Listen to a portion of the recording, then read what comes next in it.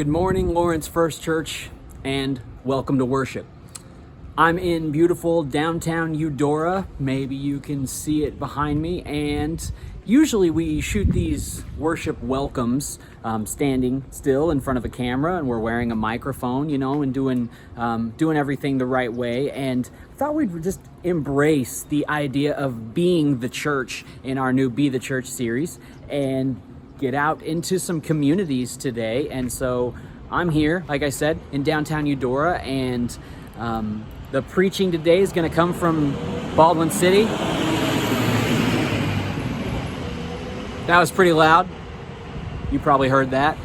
And our worship today is going to be led over in Lawrence. And so we're just kind of all over the place, but that's good. We want to be out in the community. So thanks for joining us. Let's prepare to lift our voices in song and in worship today. 1, 2, 3, 4.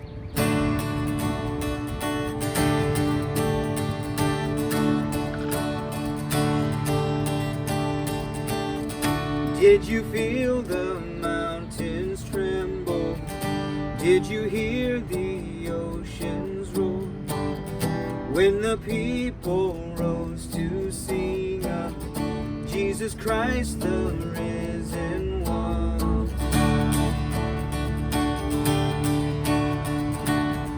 Did you feel the people tremble? Did you hear the singers roar? When the lost began to sing of Jesus Christ, the saving one. We can see that God, you're moving, mighty river through the nations. Young and old will turn to Jesus. Fling wide you heavenly gates. Prepare the way of the risen Lord. Open up the door and open up the doors and let the music play. Let the streets resound with singing. The songs that bring your hope. Songs that bring your joy. Dancers who dance upon injustice. Do you feel the darkness? Do you feel the darkness tremble? And all the saints join in one song. And all the streams flow as one river. Wash away our brokenness. Here we see, and here we see that God, you're moving. The time of Jubilee is come, when young and old return to Jesus. Fling wide the gates, fling wide you heavenly gates.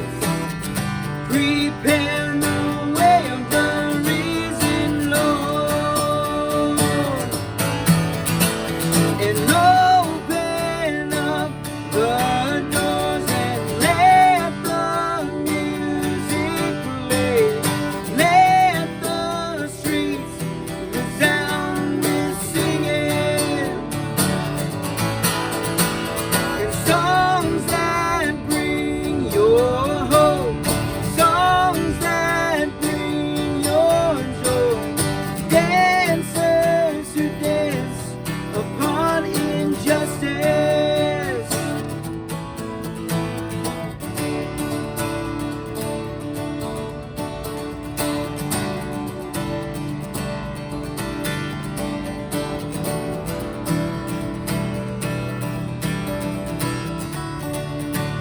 Sing open doors. And open up the doors. Let the music play. Let the streets resound with singing. And songs that bring your hope.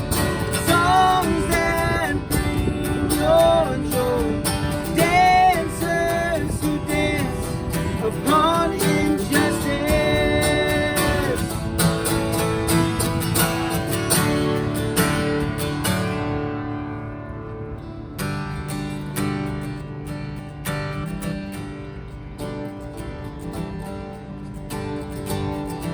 some glad morning, some glad morning, when this life is over, I'll fly away to a home on God's celestial shore. I'll fly away. I'll fly away, oh glory, I'll fly away. When I die, hallelujah, by and by, I'll fly away. When the shadows of this life have rolled, I'll fly away. Like a bird from prison bars to flow, I'll fly away.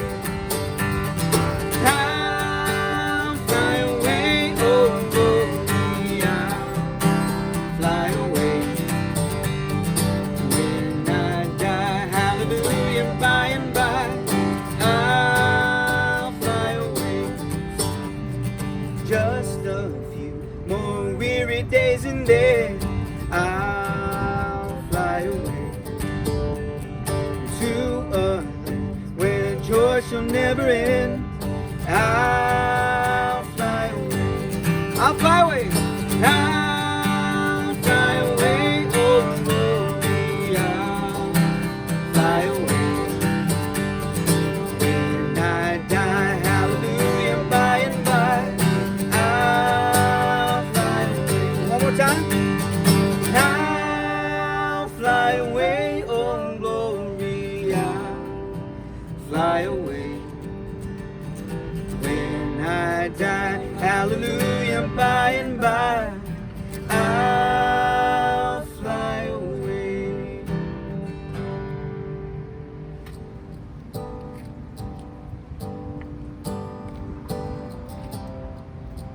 Walking around these walls, oh, I thought by now they'd fall, but you have never failed me yet.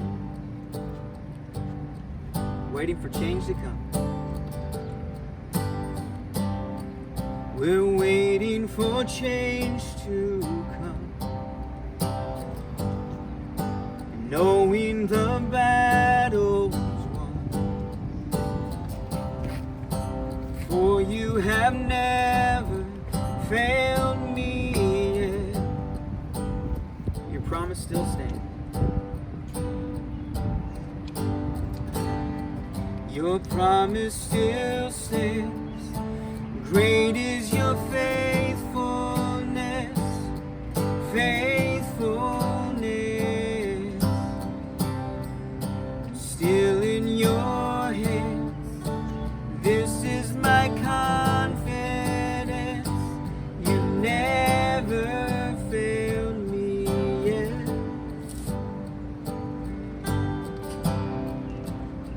You've never failed me yet.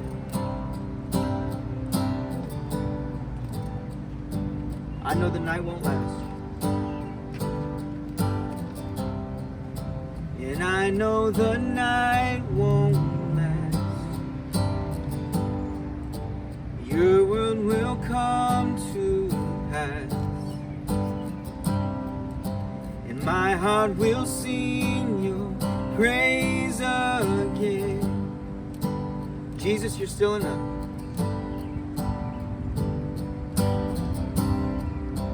Jesus, you're still enough.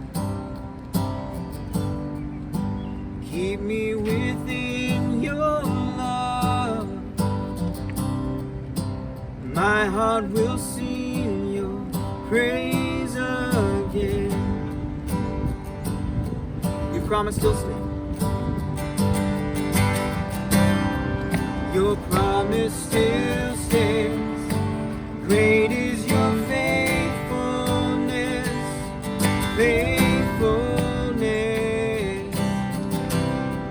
I'm still in your hands. This is my confidence.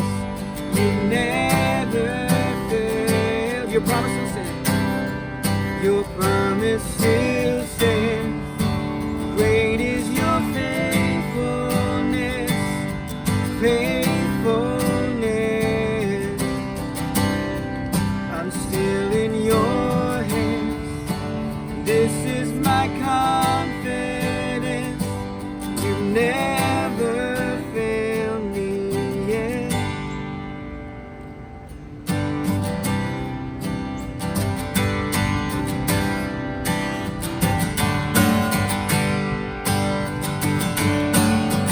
I've seen you move. I've seen you move. You move the mountain, and I believe I'll see you do it again. You made a way when there was no way, and I believe I'll see you do it again. I've seen you move. You move the mountain, and I believe I'll see you do it again. You made a way when there was no way, and I believe I'll see you do it again. I'll see you do it again. I'll see you do it again. I'll see you do it again. Your promise still stands. Your promise still stands. Great is your faithfulness, faithfulness. I'm still in your hands. This is my confidence. You never fail. Your promise still stands. Great is your faithfulness, faithfulness. I'm still in your hands. This is my confidence. You've never failed me yet. No, you've never failed me yet. No, you've never failed me yet. No, you've never failed me yet. The splendor of the King,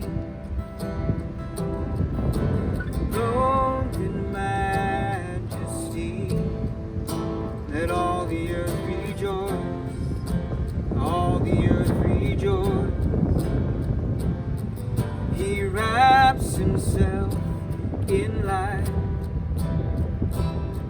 and darkness tries to hide. Trembles at his voice, trembles at his voice. How great! How great is our God? Sing with me, how great is our God? And all will see how great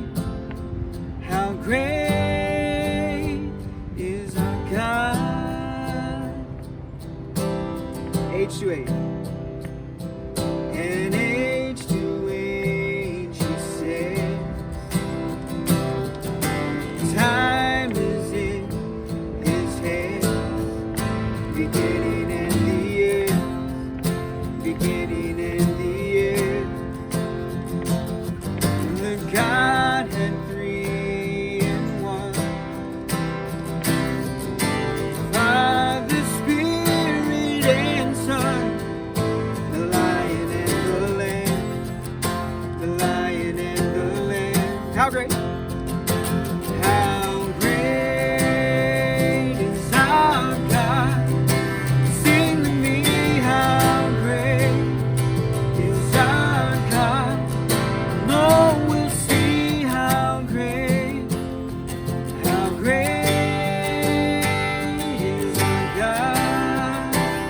How great? How great is our God? Sing with me, how great is our God? No, we'll see how great is our God. He's the name above all names. He's the name above all names, worthy of all praise. My heart will sing, how great is our God. Name above, here we go. He's the name above all names, yes. Worthy of all praise. My heart will sing, how great is our God. Name above one more time, here we go. This voice. The name above all names, yes. Worthy of all praise. My heart will sing, how great is our God. How great? How great is our God? Sing with me, how great is our God? No, we'll see how great is our God.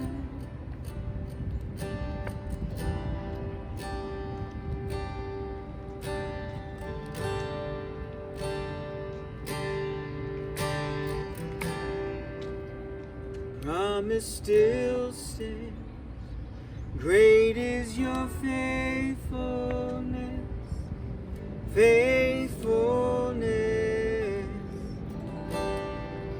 still in your hands.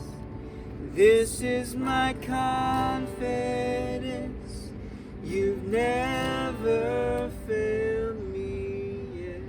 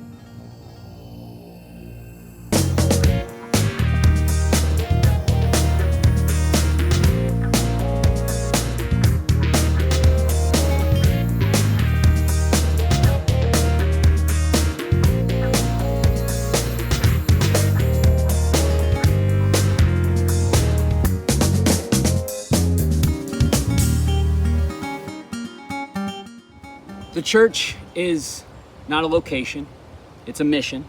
It's not a container, it's a conduit. It's not a building, it's a people. It's not a place, it's a movement. We've been saying these words for the last few weeks, and they matter. So several years ago, I was serving as a children's pastor at my first church, and we were having a very similar conversation to the one we're having right now around our church, our staff and our leadership. We thought we were getting a little too caught up with what was happening week in and week out in our building. We were afraid we were putting way too much effort, and maybe not even effort so much as we were highlighting too much what happened in the building, and we were missing some opportunities outside of the building. See, we had this really strong children's ministry, and we had this really strong youth ministry, and we had full-time pastors in leadership in several different areas, and we had this really supportive and strong board of leadership and lay leaders, and we had good preaching. We had this great facility that was only a few years old, and the children's ministry had their own wing and all these classrooms. I mean, it really was phenomenal. We had this brand new playground, was out by the street with all these bright colors, very inviting, trying to bring people in just by driving by. And despite all of that, we were noticeably lacking in our ministry beyond the walls of the church. Maybe because we had such this great thing within the walls of the church. So we prayerfully entered a planning phase that would make all of us uncomfortable. We decided to cancel all of our midweek program for a whole summer and band together as a church in this new effort, and we were going to call it Love Indeed. Love Indeed. So for months we began working on gathering projects and working with city officials and working with individuals in our church and connected to our church or just in our neighborhood. We started partnering with city parks and rec, and we started partnering with these local apartment complexes. And when summer came, we planned to stop meeting at the church, and we would put up signs at the church telling people where they could find us if they showed up on a Wednesday night. So, and on a Wednesday night, you might get there and you might find a sign that pointed you to different groups being in places like these. Let's see, we might be on these 3 city blocks cleaning up all of the trash in the streets and stuff. We might be on these 2 city street corners taking care of the flower beds, picking the weeds and planting or whatever the city asks us to do. We might be at this city park giving out snow cones and playing with bubbles and jump ropes with kids. We might be at these 2 apartment complexes organizing a kickball game with all the kids. We might be mowing the yards of 4 or 5 different homes. And I'm not saying we would be doing one of those things on a Wednesday night. Our church would be split up into all these groups, and we would be doing all these things on a Wednesday night. And we got some pushback when we brought this up. Like, some people didn't like having their typical Wednesday nights canceled or their routine upset. Some people didn't like not having nursery available. Some people didn't like having to get out in the heat. But getting out into our community week after week after week, while admittedly uncomfortable, we felt called to get to know our community, to love them, but to love them indeed, to love in action, in service. So at the end of the summer, we took buses to these 2 apartment complexes that we'd been to each week, building relationships with the kids. And we met not only the kids, but we met the parents who came out to see where their kids were playing. And those buses that we took at the end of the summer, they returned to the church full of kids who then attended our vacation Bible school each night. And our VBS capped off the summer. And kids who never would have come to our building came to VBS because we first went to them. We're in this Be the Church series, and you saw that our welcome time, our call to worship was filmed in Eudora this week. We want to be the church in Eudora. And you might be able to tell that I'm preaching in Baldwin City. I'm actually on the campus of Baker University, and hopefully I'm allowed to be here.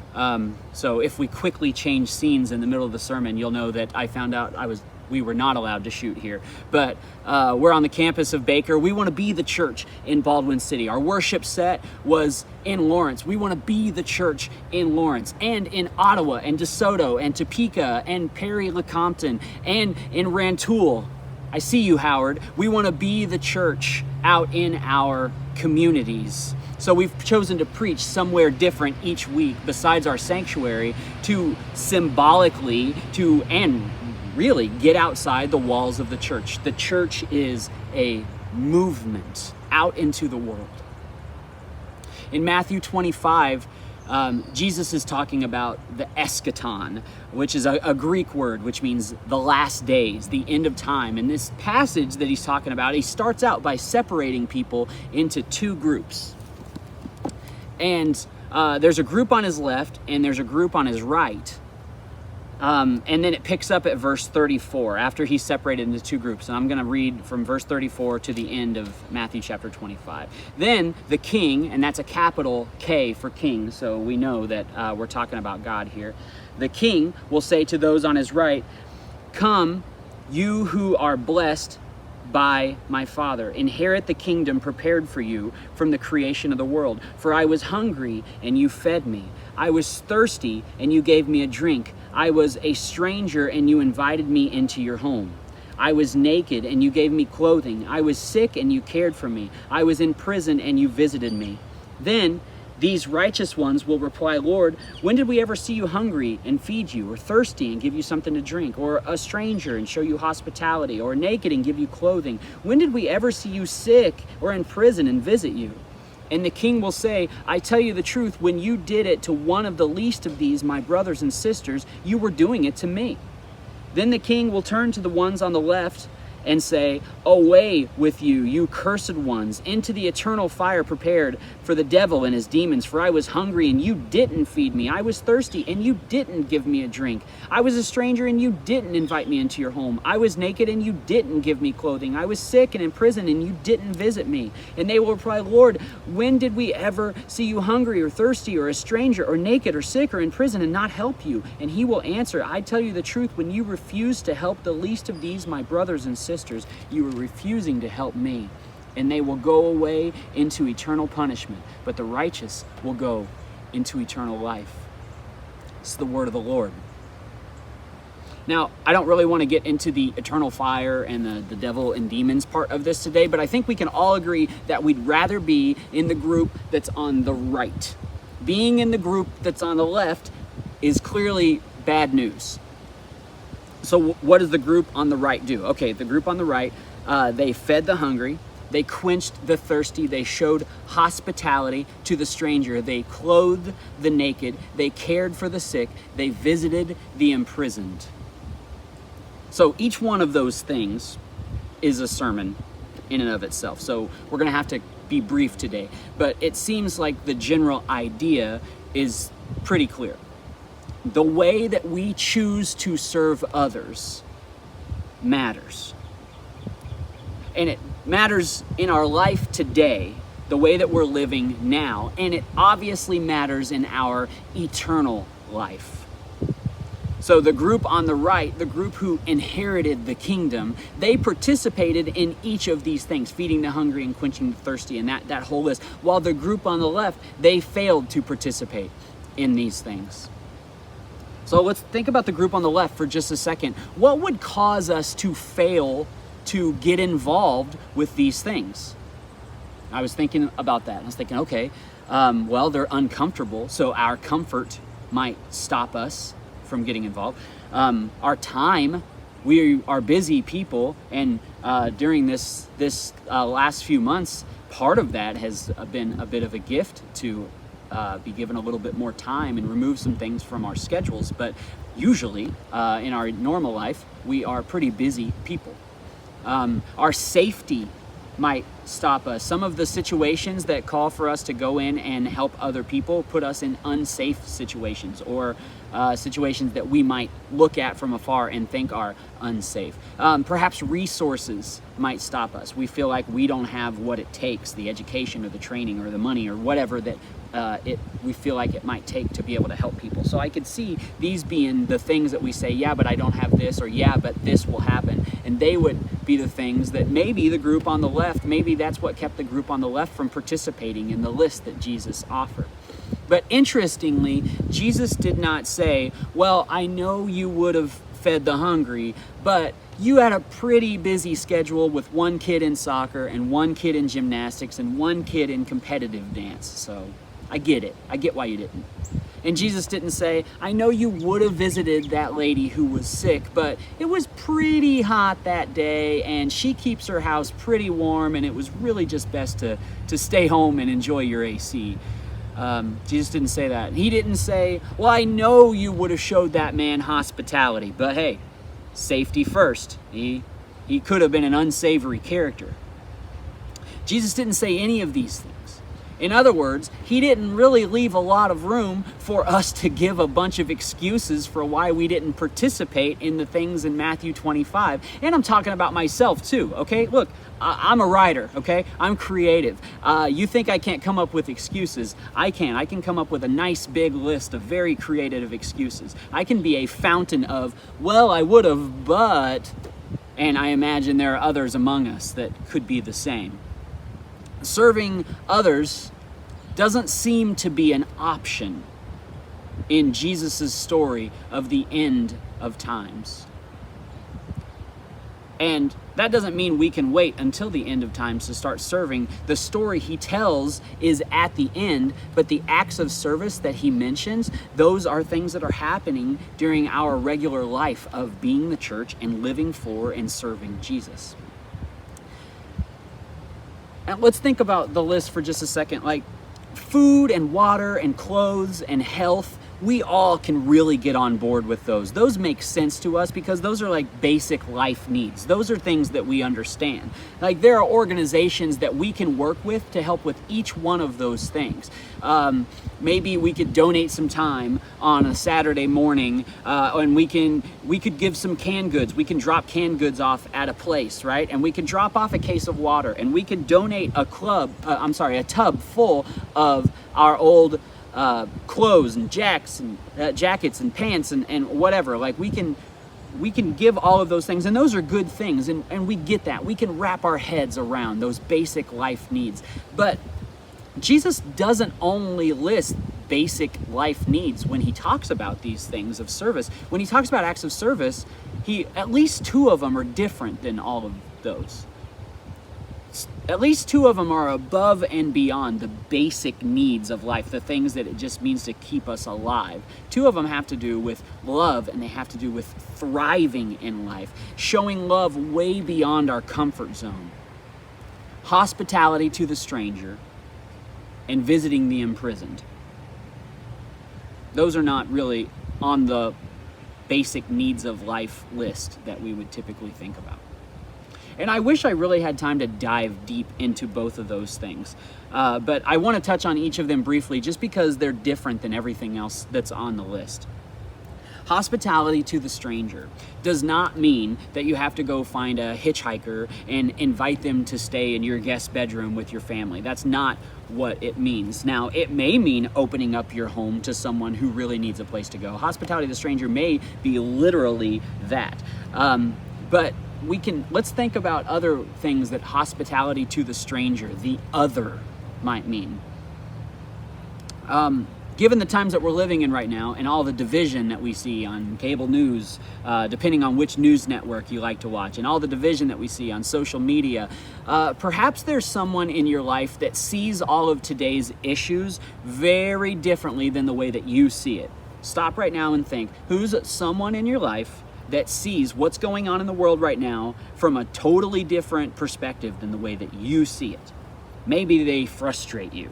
Maybe there's someone that you have blocked on Facebook because you're tired of hearing whatever it is that they're saying about it, or whatever. We could probably all think of that person who just sees things very, very differently than we do. They don't like the same presidential candidate that you like. They feel very differently about the protests that are happening right now than you feel. Whatever it is, perhaps showing hospitality to the stranger right now could mean listening to someone who is a stranger in your circle of thought, someone that comes at things differently than you do. Give them an opportunity to speak and really genuinely listen to their heart. This is a hospitable action. And they are a stranger in their otherness, in opinions. And you have an opportunity to show them hospitality. They may not show the same hospitality to you, but I don't think Jesus said only show hospitality if you're shown hospitality. I don't think that was on the list. So I'm just trying to think of a relevant opportunity right now to show hospitality to the stranger. And that's just one way. There's another one that seems to trip people up that's on this list, and that's visiting someone who's in prison. Now, again, an own sermon in itself, and we could take this a lot of different directions, and I really wish we had time to do that. But I think at least one small part of what Jesus was getting at when he's talking about visiting the imprisoned or showing hospitality or love to the imprisoned is continuing to see the image of God, the imago Dei, in the guilty or even in the enemy. Like, think of a prisoner. You probably have a picture in your mind of what you think of when you think of a prisoner. Maybe it's something you've seen on social media or something you've seen in a movie, or maybe you've actually, someone who's been in that situation or whatever, but you can picture a prisoner, and maybe they are there justly. Maybe they're imprisoned for a just reason. Maybe they're there unjustly. Either way, whatever their situation, it does not make them any less a child of God. It does not make the fact that they have God-breathed breath in their own lungs and looking into the eyes of your greatest enemy and being able to see God's image there is very Christ-like. Visiting someone in prison and being able to see that they're a child of God and they are loved by God no matter how guilty they are, that's a very Christ-like way to posture ourselves. And if we can really see God in the other, in the prisoner, in the guilty, it will change our actions. It will change how we treat people, even the guilty among us. After all, what could be worse than nailing Jesus to a cross? And what did Jesus do to that guiltiest of guilty parties? He forgave them right then and there. So, being the church is about serving others around us, feeding the hungry, quenching the thirsty, showing hospitality to the stranger, clothing the naked, caring for the sick, visiting the imprisoned. We can go to church all day. We can talk about God all day, and we can study all day, but Jesus makes it clear that our actions, the way that we serve others, will always be considered on the day that we stand face to face with Him. By living the way that He calls for in this passage, we are bringing His kingdom to the earth. So as we prepare to go and be the church, let us prepare to go in action and in service, serving the world around us. That's part of what being the church really is. Let's go and be the church. Thanks for joining us today in worship in all of our communities. Let's talk about a couple things coming up really quickly that we're excited about. Today is Phase 3 of Operation Boomerang, which means it begins our service week, hence the message today. We're looking for opportunities to serve, and you can go to lawrencefirst.org/boomerang to look at some of the details about our service week, but we are hoping that we can get out in our communities and serve the people around us a little bit. And then we're really excited about Phase 4, which is next weekend, June 28th, and that's our outdoor service. That's going to be at 8 a.m. on the church property. If you want to stay in your car for worship, then you can do that. You will have a place to pull your car up and participate in the service. Or if you want to get out of your car and bring your own chairs or blankets and sit on the grass, you'll be able to do that as well. We're hoping that a lot of us can do that, and we've kind of got a spot picked out, and we're just really ready to worship together in an outdoor setting. So that's June 28th, 8 a.m. Bring your own chairs and blankets, and let's prepare to worship together. And then following that, on July July 5th, we begin our final phase of Operation Boomerang, hopefully, and are coming back. And that is our indoor services. And we're going to have 2 services. There's more details coming about that, but that's what the month of July is going to look like, starting that very first Sunday in July. We're looking forward to worshiping together. Oh, there's another loud truck driving by. Wait just one second. Okay. We're looking forward to worshiping together and getting back to being able to see each other's faces. So we're excited about that. Blessings as you go and prepare to be the church by serving your neighbors in your community today. And as you go in peace.